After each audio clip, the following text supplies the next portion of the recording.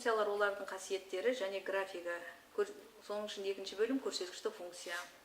Біз бұл бөлімде көрсеткішті функцияның анықталу облысы мен мәндердің облысы жайлы сөз қозғаймыз. Яғни анықталу облысы дегеніміз не, мәндер облысы деген не? Алдымен соған тоқталып өтейік.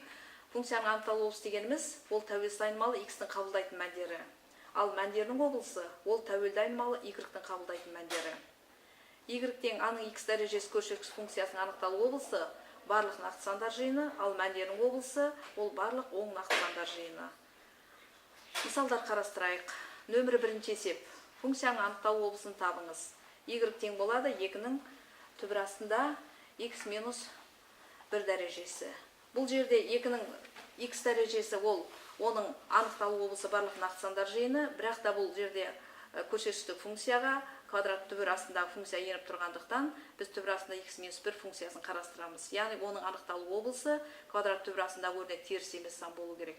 Яғни x алу 1 үлкен не тең 0-ден. Бұдан x-ті табатын болсақ, x артық немесе тең 0-ден.